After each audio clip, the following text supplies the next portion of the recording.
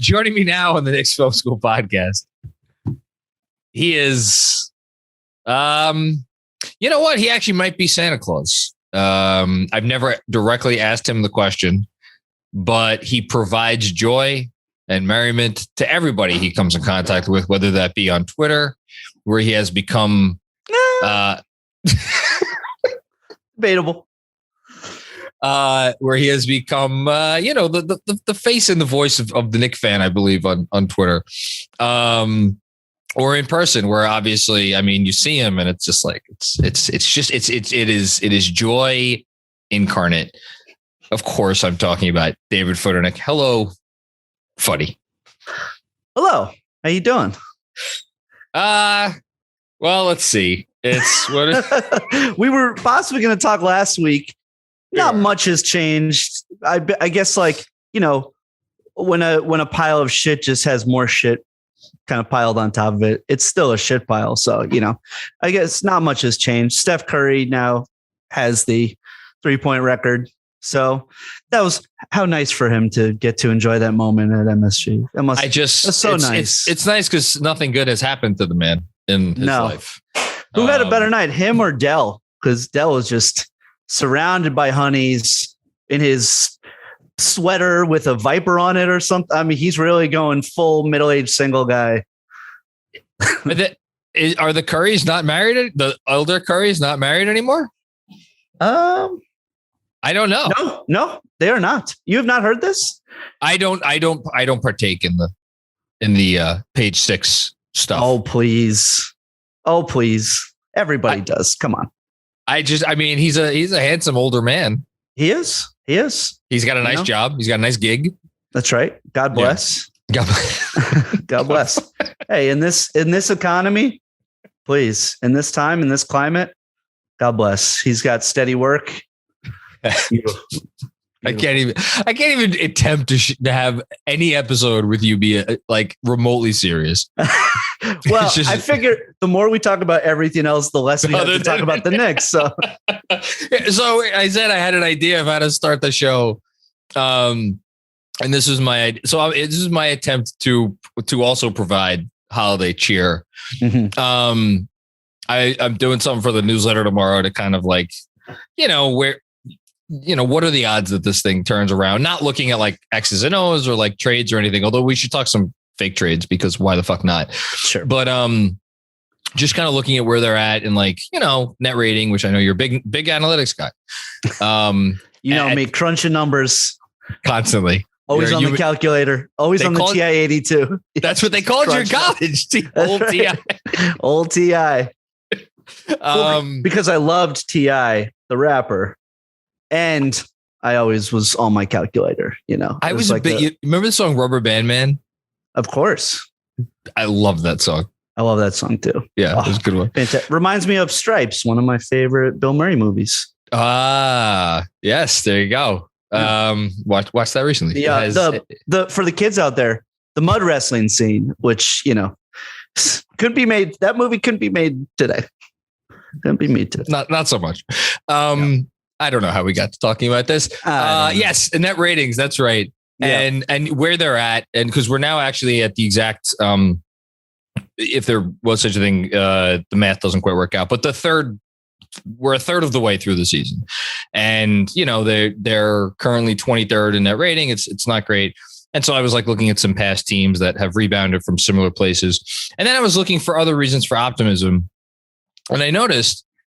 Do you know when the next time they play a team that, again, as we're recording this right now, Wednesday, December 15th, 5:40 p.m. my time. Do you know when the next time they play a team that currently has a top 6 record in either conference? How many games will pass until they play?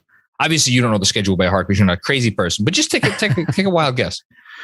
Probably not for a little while because they have the Hawks, the Wizards, the Rockets. So 5 games, 6 games, 18 games. Holy shit. Well, the next 18 games are against teams that currently are not in the top 6 in either conference. Now, that's a little bit of a selective stat because like, I don't know how you feel about Boston is not there right now. They play Boston They played Boston 3 times actually in the next in this stretch. So like I think Boston's kind of rebounding a little bit. I think Boston's actually pretty good. Obviously they play Atlanta on Christmas Day. They play Atlanta after that. They play Dallas, like Charlotte. Like these are good solid teams. But the next team they play that's in the top 6 in either conference is the Clippers on January 23rd. And the Clippers are like, if you've been following them, they had like a 5 or 6 game winning streak early in the year. Yeah. All over the place. Not a consistent team. Mm-hmm. And then it gets a little bit tougher. You got a Cleveland and Milwaukee in there, and then they have a killer West Coast road trip. But for all intents and purposes, I think that, that this next stretch is going to take us to like the eve of the trade deadline when, maybe stuff will happen or stuff won't happen.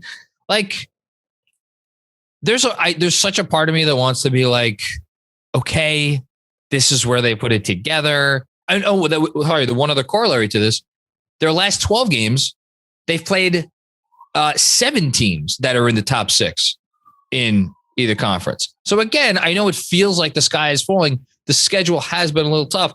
I want to be like, this is where they turn it around. I don't know that I could get there. Can you get there, Mr. Positivity? No, and I try to be as positive as possible. Like you do. To an extent, we're all still New Yorkers. We all still have a grouch in us, but man, Knicks Twitter has just been an insufferable island of fucking garbage the last few weeks. Just really, it's not what you want. Saddest sack of people. But no, I mean, I'm really starting to like worry about the team because the last year the effort was there. The talent was about the same. The effort was there. They were playing hard on D, and that was their identity. I listened to your post game last night after the Warriors game. You're absolutely right. Like there is no identity. Like the identity is the bench, and if your identity is the bench, you're in fucking trouble. Those people who are coming in and changing the tone of the game are not people that are going to lead this team to wins. They can maybe here or there, but if your starters are playing like shit, you're fucked. Like the season is fucked. Like Randall is not the same person. He like refuses to fucking catch the ball and shoot. If I have to see him one more time, have an open 3 and decide, I should probably just dribble into 3 guys instead. Or give the ball to Evan Fournier, have him fucking dribble around like a moron for 10 seconds, then give the ball back to me. Then I have to like launch some fucking horrible shot. The offense is so bad. And the problem with Julius is that when his offense is off, his defense gets so royally screwed too. And, we go as far as that man takes us. And he just is not the same player this year. So it's hard for me to say like, I can find the little, the little, bits and pieces that have like given me joy this year. It's mostly our rookies and, quickly maybe like a few weeks ago and, Derrick Rose in stretches, but who's running down a little bit. Those 37 minutes, that he was playing in a lot of games last year and this year are catching up to him. Played 37 a couple nights ago. Played 30. What was it? 34 more. It's he doesn't have that same burst that he had. Once upon a time last year, and for obvious reasons. You can't blame him for that. If you look at his minutes per game, they've gone down the last 4 years in a row for a reason. He should be playing like 25 minutes a night. He's been their best player. Right. Actually, this is the back and forth I think we had last night. We did it on a playback, and then I think we talked about it a little bit in the post game. I'm curious your thoughts. Andrew, why don't you come in for this one? You push back on me because I said Derrick Rose, I think, has still been their best player this year, and you push back with Obi because you can't remember Obi having a bad stint. And I went back with like, well, Rose has so much more responsibility to create and generate stuff from nothing, which is why I give him the edge, but I also see the other side of it. Yep.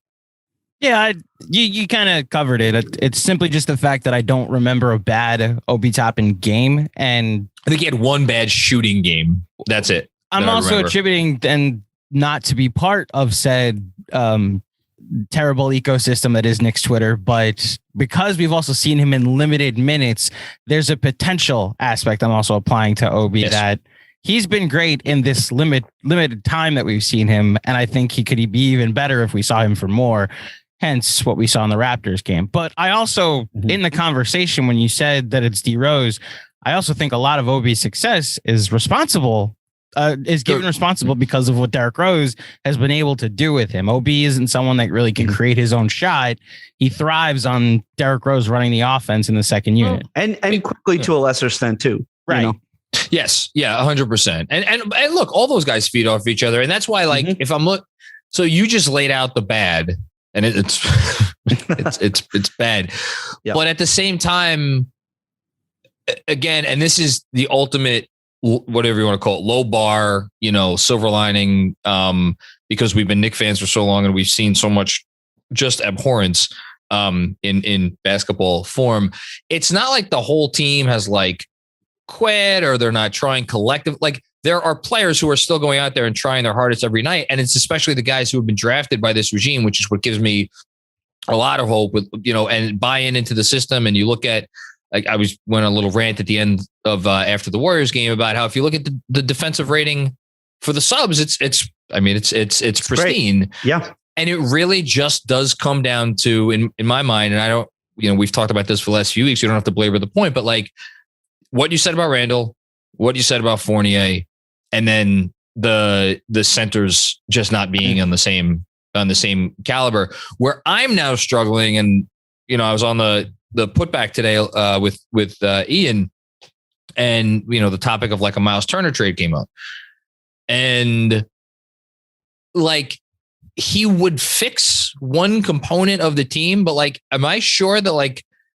Julius Randle, when he sees Miles Turner walking through that door, is going to get fucking magic inspiration, and he's gonna be like, okay, now that's it, I'm turning my corner now. Like, what evidence do I have from what we've seen this year? And by the way, if he does get fucking magically inspired by Miles Turner, then what is that? Like, this is the frustrating shit. And then Evan Fournier is he's Evan Fournier. And this is the guy that he is. And he's worked in certain ecosystems throughout his career. And more and more, it's like, man, and I know Reggie Bullock's not having a good year in Dallas, but boy. Wow. Who is really? I mean, well, that's true. That's true. Who's having a good year in Dallas? The restaurants of Dallas, because Luka has, he's giving them all his money. 280 or something? 260? I hate to fat shame, because God knows I am no Adonis. I have no six pack, but you have a six pack. You have a few six packs. Well, I have a couple of six packs in the fridge, but that's about it. But no, I have no business shaming him, but I mean, I cannot believe how much they've missed Reggie Bullock, but they really do, if only because of how much chemistry he had with Randall. Undeniable chemistry. Really underappreciated that. I knew it, but I thought getting rid of Elf and bringing in some shooting after watching that Hawks series was not going to cure our ills. I had no idea in my mind that like we were going to be this bad. I obviously didn't think we were going to be anything higher than a 6 seed. If in an ideal world, I would have signed for this. I would have signed for a 6 seed before the season started. Absolutely. I would have signed for a 6 seed after 5-1, if I'm being honest, because we saw little signs of concern even then. Right. I don't know. I mean, I guess you want to, you bring in Turner, maybe move Fournier to the bench. Like, you're not getting rid of Fournier in a Turner deal. We could talk about a Turner deal in a sec. I'm curious what you'd be cool giving up, but like move Fournier to the bench, maybe make it so that his, I don't even know what's a polite word to describe what the fuck he's been. His inconsistencies are less. I mean, this is my question. Fournier is not a Tibbs guy. No. There is no way in my mind that like Fournier would still be in the rotation if not for the front office like handcuffing Tibbs. Well, it's 3 years and 3 guaranteed money. 3 years of guaranteed money. I was texting with a friend last night, and he said, this just fucking smells of Scott Perry. And this is a Perry guy. You know, it's funny you say that because my impression of the front office is that they have, especially with the reporting that's come out since Leon Rose came aboard, that he's bringing in all these analytics people. Mm-hmm. On paper, Fournier is a guy that should make a basketball team in the year of our Lord 2021 a better basketball team because he does the things that he's a pull-up shooter. Like his efficiency is always off the charts. Like if you look at the on-offs, like there's a little bit of noise in there, but like, you know, and then you watch him and like he could do the things on defense, right? He can do them at times. But having him on your team is so underwhelming. And again, look, fucking I go back to it, and people killed me, by the way, at the trade deadline last year when I'm like, I'm happy they didn't give up 2 second-round picks for him. And people were like, how could, you know, it's a no-brainer. I'm like, whatever. I agree with you that it smells of a front office move. I just don't know. Is it a Perry? Is it like, you know, but Tibbs probably are like, all right, I'll trust you guys on this one. And I wonder, with how it's turned out, does the balance of power in terms of the decision-making maybe sway a little bit back towards Tibbs, towards Tom? Yeah. And with Kemba too, because I mean, do you think Tibbs wanted Kemba? Is something I thought about. I mean, and especially with the benching, that's in question. No, well, the only vets that Tibbs likes are guys that played for him on previous teams. So no, I don't think so. Yeah, I don't. Yeah. So yeah, I don't know if even if you move Fournier to the bench, maybe put another, you know, but that's the problem is like it's worth a tinker. But look, that ain't no magic wand. I mean, that is not going to solve our problems. You know, it's not. So let's have some fun. Let's say, let's go to Turner. I don't know if you've heard. This is my trade proposal that I think I've talked about it on a couple of pods. So the Dallas pick, the Dallas 2023 pick, which is top 10 protected, right? The Charlotte pick, which could convey this year, but probably will convey next year when it's, I think, top 16 next year protected, top 16 or top 14, one or the other. So it's 2 firsts, 2 real firsts, and then, you know, a couple good seconds, and then salary and Jacobitis. Yeah. You know, and the salary, is it, you know, Kemba and Noel? Is it Noel and Knox? Is it Kemba and like what? I don't care. Whatever it is. Right. I'm dubious as to whether Indiana says yes to that. I don't think that gets it done. You don't think gets it done? Okay. If that gets it done, I would absolutely do that. You would absolutely do it. Yes. Honestly, I'd be tempted to throw Mitch in the package. Sorry. That I forgot about Mitch, who seems like he is fucking soliciting plane tickets out of town. Seriously. With this shit. I mean, he's working harder at his Instagram stories, it appears, than his cardio. I mean, oh my God. Is there some of those posts were like 5 minutes after the final fucking buzzer. Like, bro, what are you doing? It really does seem like, you know, he's like sabotaging himself. You know, I don't know what's up with him. And you know, he's never really going to be properly healthy. You know, remember like how, you know, he could defend the 3, you know, all that like the bounce that he had, the pop he had, that is gone. I mean, that is just gone. He like, you know, we wanted him to put the weight on, and now I feel like, ooh, that maybe was a bad decision. You know, like, I don't know. I wasn't as, it's not like he's setting better screens now because he's got the weight, and it's not like he's rebounding better, boxing out easier with the weight. It just seems to be weighing him down more. Exactly. And it's not like with the extra pounds, he's like suddenly like stop, you know, Joel Embiid or Nikola Jokic. Those guys still will eat his lunch.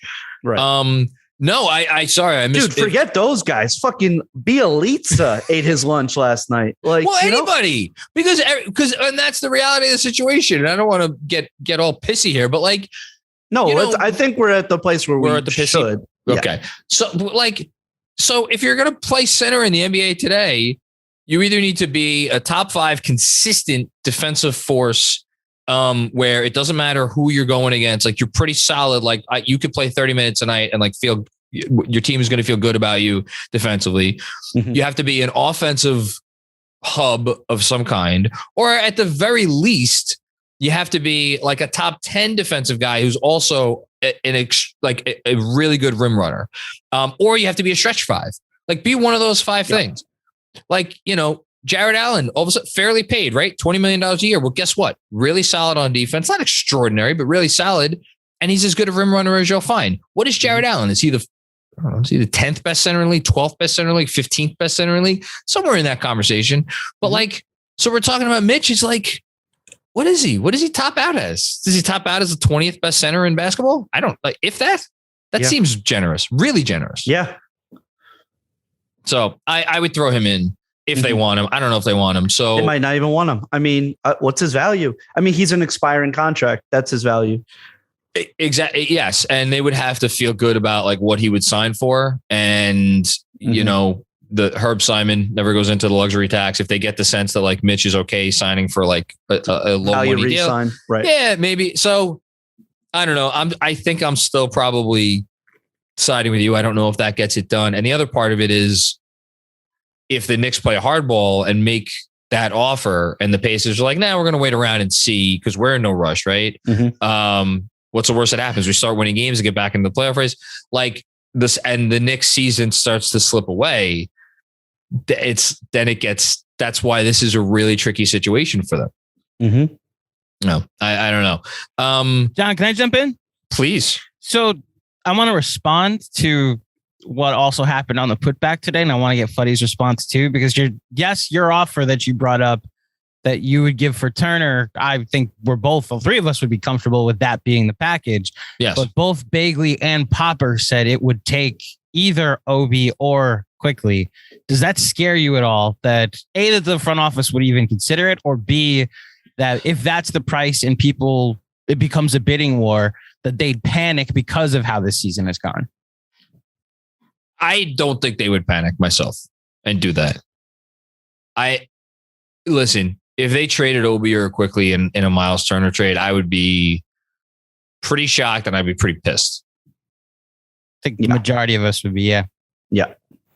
So you're a hard no on that, Fuddy. Absolutely. Yeah. No. I think especially because those are guys they drafted. So yes. I think they covet them more.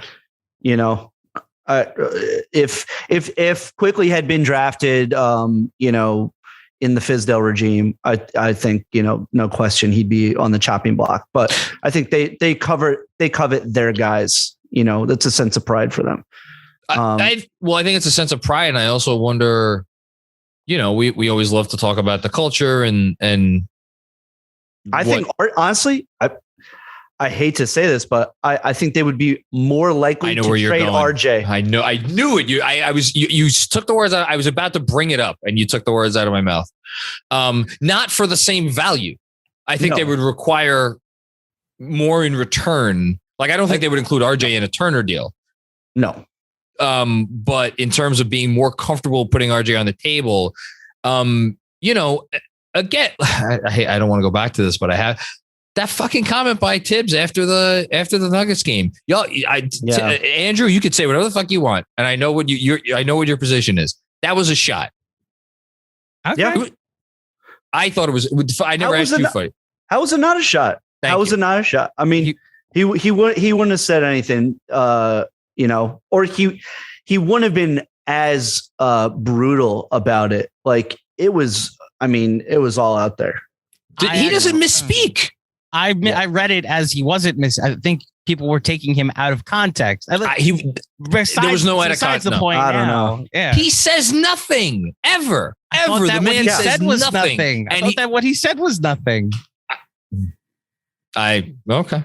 Well, it's an agree to disagree at this point. It is an agree to disagree. To me, it was so clearly because the comment was done, and then at the end, he's like, maybe I don't know. Okay, we could move on. We can agree to disagree. Yeah. So RJ, let's move on. Again, we're having fun. It's we've lost 7 of 8.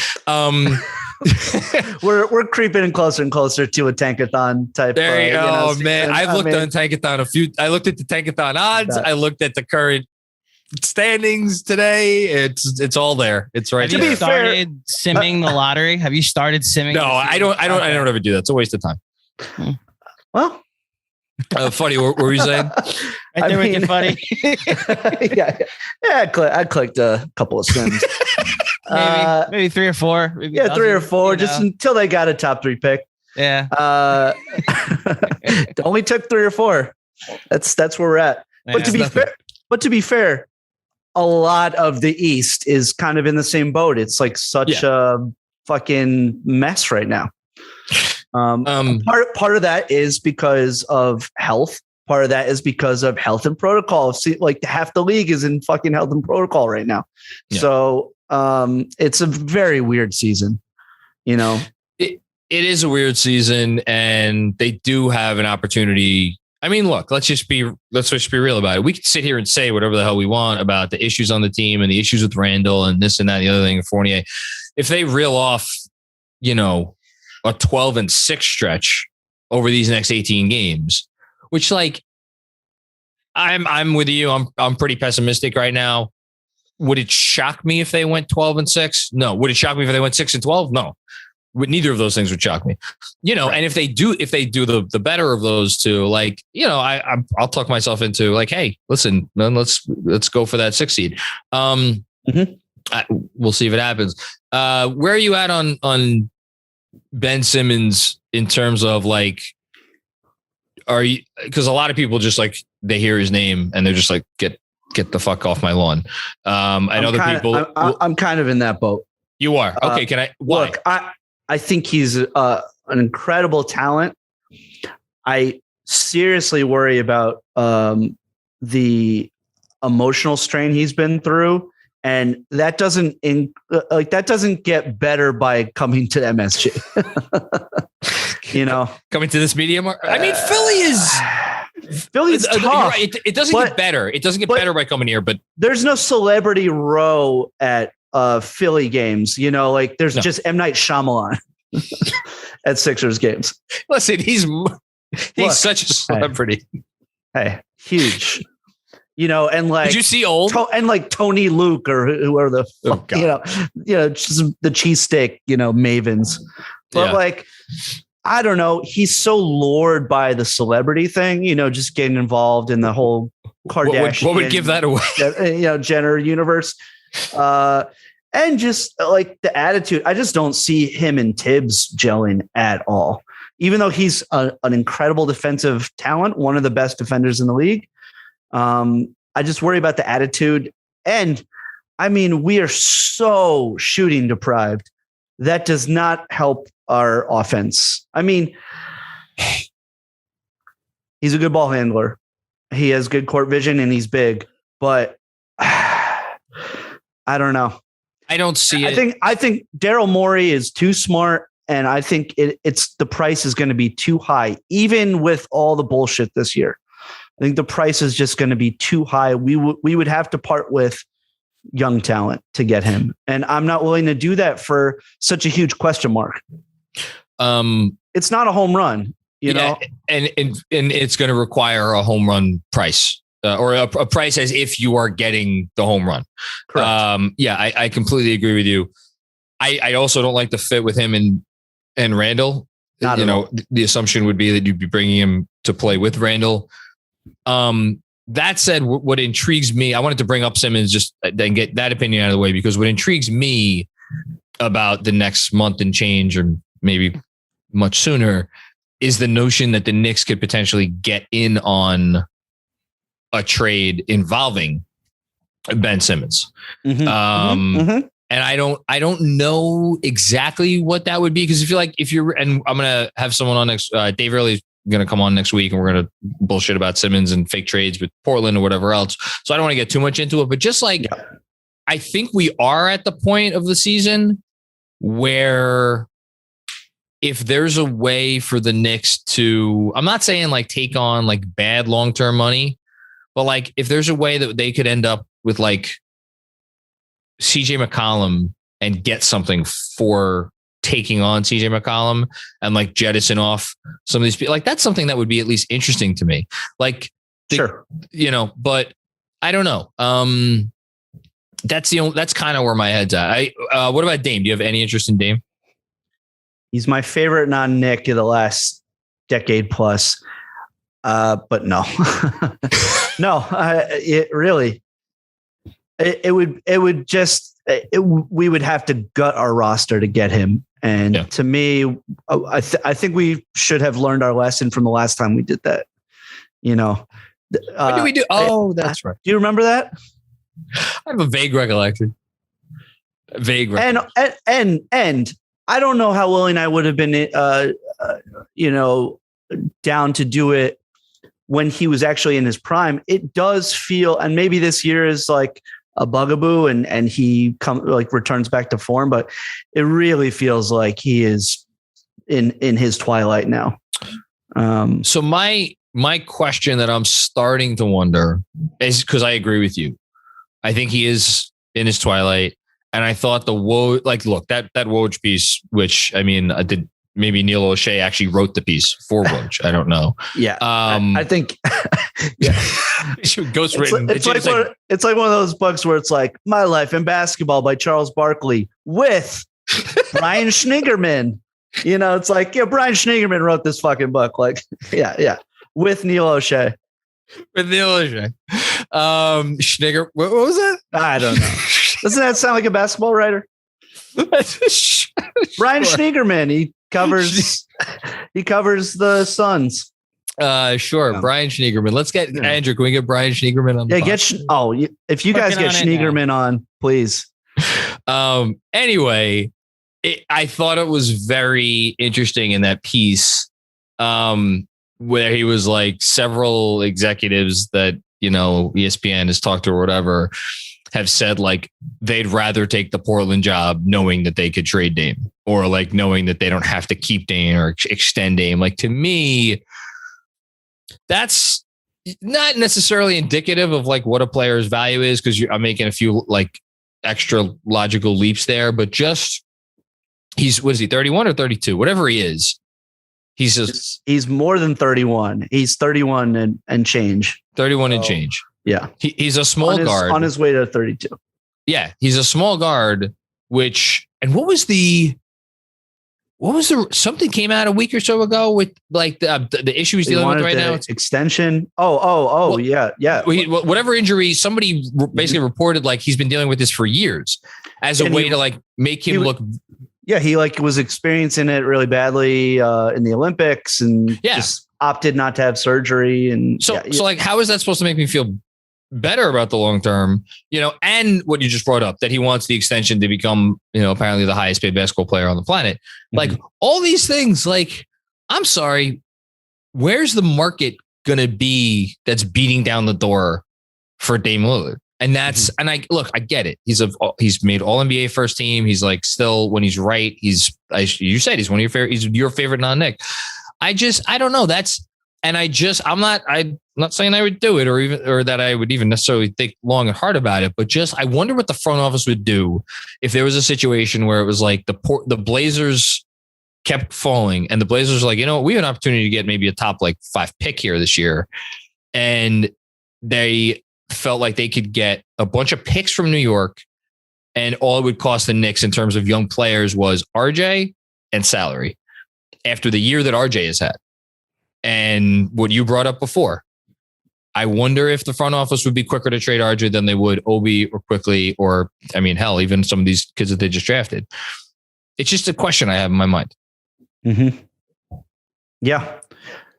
I will say, granted, it was one trade deadline, but we had conversations like this last trade deadline, and we kind of learned that this front office just kind of nibbled at the margins a little bit. They're and look what they did on draft night too. It's like, they like to tinker a little bit, but there's no splash yet. And again, it's early in their regime, but I think we want such an easy fix to the struggles that the team has had this year. And I just don't think the front office is willing to do that. They're a little too conservative. I hope you're right. And I really do hope there is a trade there where they can, again, like you say, do what they've been doing, pick up another, future pick or pick up something, take on, because again, if you're in a situation where it's like, all right, we're either going to figure it out or we're not, and there is no magic elixir, I think, maybe they do trade for Turner, but can they supplement that by taking on, I just don't think they want to take on any more money into that. Like, they're okay taking out money for next year, but it's the year after that. So that would mean CJ's out, but like there are other players. I don't know. So your gut feeling is no big moves. Your gut feeling is they do not turn the season around. So when we're talking in April, are we talking about guys we're hoping to jump up in the lottery to get? You think we're talking about we're still in the play-in race? Like, I'm trying to foresee what the rest of this year is going to look like. And that's where I'm at. And I don't know where it's going. It's tough because like at the end of the day, Tibbs is still the coach, and he's too much of a psycho to just let them flounder. So I don't see them being like a bottom 5 team in the league. But as we've seen, look at the Pelicans getting Zion. You don't have to be to have some luck in the draft and all that. So yeah, I don't know. I don't see them being a bottom team.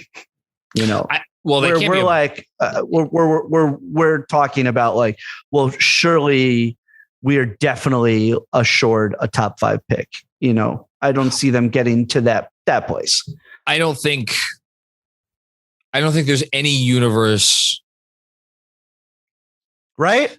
There's no universe where they finish in the bottom 4, because there are 4 teams who are going to really one up the tanking efforts. Well, one of them we're playing tomorrow that has turned their season around a bit and playing a lot harder. Yes, and you want to talk about last season? Recall when the Rockets? I remember we had someone on to talk about the Rockets last year, and they were like a 500 team, or they had traded Harden, and they were like fighting and clawing and scrapping tooth and nail, and then they lost like 40 of like 45 games. True, but Christian Wood got hurt and was finished for the year. So you're right. No, that's true. Yes, but I do think. But yeah, they're the Pistons and the Magic, and even though we can't beat them for some reason, and the Thunders of the world, they will certainly be worse. They will be worse. The Pelicans thing is very interesting to me. Yeah. How'd you like to have Zion on your team right now? Right now? How would you feel if you were a fan of a team? Cooking dinner for everybody? I don't know.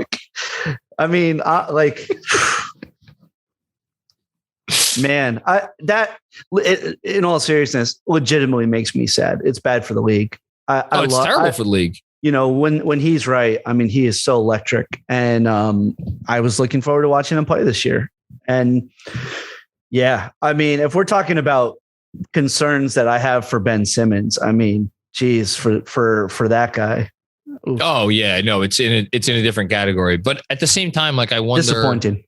It is disappointing, but I also wonder, like, but maybe he's like, well, fuck this team, fuck this situation. Well, but that's what I'm saying. Like we're all in crappy shape because we have to just sit upright in front of a fucking microphone. Mm-hmm. This is his job. Correct. What's his excuse? Have you had the food in New Orleans? It's amazing. It's incredible. That's a good excuse.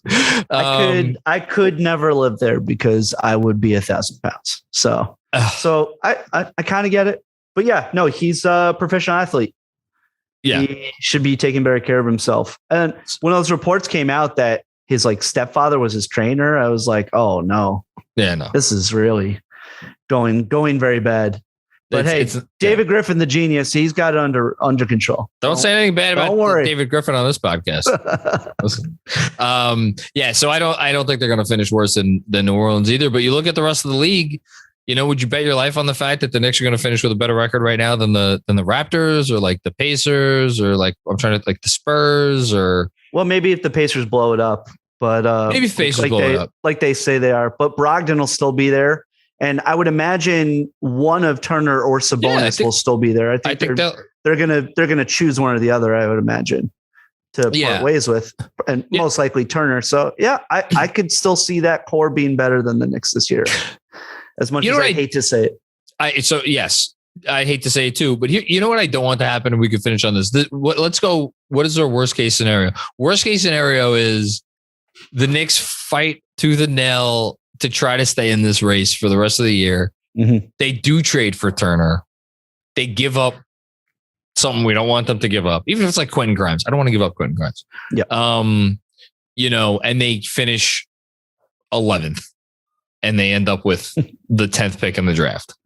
You know, or the 11th or the 12th pick or something like that, because the teams that lose the play-in, I think, get placed in the. I think they get placed in the lottery. I forget, and then they just get the odds. Yeah. So yeah, that would be the worst thing. But like, I guess that's probably why I'm not like apoplectic right now, because I really do think that this season will sort itself out over the next, as I said, 18 games. If they go something like 12-6, 11-7, get back to 500, it's like, all right, let's get back on the train. Let's do this. We'll make a run of it. It's for the best. If they go, you know, whatever, 5 and whatever, 6 and whatever, then the writing's on the wall. And then it's like, okay, how can we make the best use of the rest of this season? And hopefully the front office will be smart and responsible enough to do that. But we're going to find out. I mean, it starts when people are listening to this, it starts tonight against the aforementioned Rockets of Houston. Mm-hmm. Mm-hmm. Can you imagine if they lost this game? Yeah, I can. You can. That didn't take long. We almost lost them at the Garden, and then they went on their little hot streak. So yeah. My fearless prediction. I know the game's in Houston. My fearless prediction is they win the game. I was going to say they win this game big. I don't know if I could say that. I think they win. I think they win the game. I'll say that. Okay. No predictions from you? Yeah, they win the game. I agree. You agree they win the game? Okay, there we go. Andrew, you getting in on this? I think they'll win tomorrow, but it doesn't fix anything, you know? Yeah. Being a team that's won 8 games doesn't fix it. Yeah. No. It's also like if they win, but Randall still doesn't look right, and if it's similar to the last game against the Rockets, then we're 13-16. I'll say this. Here's the quick, like if they win 4 in a row going into Christmas, I will be the Kool-Aid Bowl will be back out and just give me the ladle. Big time. You know what I would like? Just a few game stretch where they're not down 20 points in the first half. That's all I ask. I mean, honestly, like the Warriors game. Great. Look, was that team coming off of a game the night before and got held up with their flights getting into town, and that probably affected them. And, you know, the adrenaline of Curry knowing that he was going to break the record and all that affecting everybody. Yeah, I think we probably took advantage of that. But more games like that where we don't have to make some insane run in the second half. But even that game was frustrating because again, it all comes back to the same shit we started off with, and we would finish up here. Is like you still get it, like what it really is very similar to watching Elfrid Payton last year. I think that's where we're in the Payton zone with Fournier, and I don't want to put Randall in the same zone. But no. Let's not get crazy. No, we're not. But Fournier certainly is like the whipping boy for the team. You know, it was Kemba. Kemba got benched. We found out that was not the only issue in the starters. Nope. And Fournier is he's the scapegoat this year. Now, you know, he's the guy, and for good reason. I mean, it's been bad. There's zero chemistry. If anything, it's like the opposite of chemistry with Randall. It seems like Randall like fucking hates him. So it's bad. The best thing you could say about Elfrid Payton last year was like, I don't remember Randall screaming at him. No, I think those guys liked each other. Yeah. Oh, they're friends. Yeah, they're and probably a good reason why he was still on the roster. I mean, it's telling him and Reggie Bullock. In that Woj interview, he said, at the dinner with me. At the dinner. The only other player was Elfrid Payton, which explained a lot why Elfrid Payton was still on the team and starting. The conspiracy from Schwinn that's why Randall decided to extend early. Babe, it is funny to me though when you look up the the cleaning the glass stat that I always bring up, Andrew, about the on-off differential. So where all of the Knicks starters are like near the bottom because of the, how different it is from the bench. Who is down there with them though is Elfrid Payton. He's Steven in Phoenix. He's still doing his thing, and he's only played like 90 minutes this year. I know too. He hasn't played a lot. Yeah, but long live Elf. Hey, buddy, this is sorry, John. Yeah, this is the first time we've had Fuddy on since we had him on during the summer to celebrate Kemba Walker, and it's the first time we're having him on. Oh my god! And he's not even in the rotation anymore. How are you doing with all of this? It's tough. I mean, I love Kemba so much. I did not expect him. I think I said that on the last pod. Did not expect him to be back to his old self by any means, but I thought he would have helped the team way more than what's happening. I'm tired of, especially the national games. Just like anytime a point guard on the Knicks like makes a bucket, they have to show a shot of Kemba sitting on the bench. It's like I'm over that. It's tough at this point.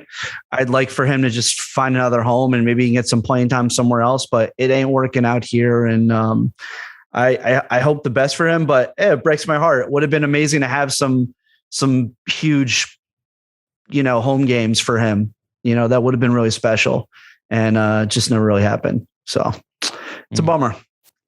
It is a bummer. And all the people who were like, "Oh, he's not playing because they have a deal worked out." Well, it's 6/22 on December 15th, so Can I please say too, like the stat muses and all that, like, please stop posting that shit about since Kemba Walker was benched, the Knicks are that is not why.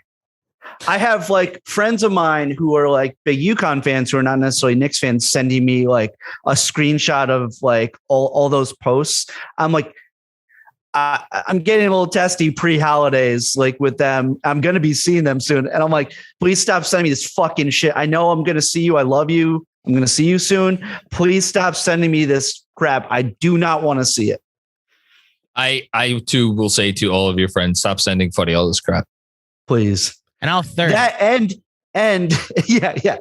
Also, obviously growing up in Connecticut, I know a lot of Celtics fans too, and the salivating over the failure of Fournier and Kemba on the Knicks of them is like really getting a little old. Every time Fournier has a bad game, you don't have to text me about it. I'll just say that. Julie, no, I certainly won't text you about it anymore. Thank you. It's the least I can do. All right. This was fun. Funny. Yes, sir. Tell the folks at home what's going on with you, where they can find you. What are you up to? What's going on? Well, this pod will post Thursday. Yeah. This pod will post Thursday. Okay. At midnight, you can find me in the final episode of The Shrink Next Door on Apple TV. Opposite Will Ferrell. Being all Jewish and Jewy, doing my Jew thing. And then come January 21st, you can see me in a few episodes of the Amazon original As We See It, from creator Jason Katims, who did Friday Night Lights and Parenthood. And give me the old follow on Instagram and Twitter at David Futernick, and at Sopranos Pod. If you are a Sopranos fan, we are deep into season 5, the best season. And the Super Hoopers at the Super Hoopers, an NBA comedy podcast on both podcasts on the Blue Wire Podcast Network. Keeping it in the family here, part of the Blue Wire Podcast Network, of course. As always, you do nothing but put a smile on my face. Wow. So we all need it. We all really need it right now. Especially right now.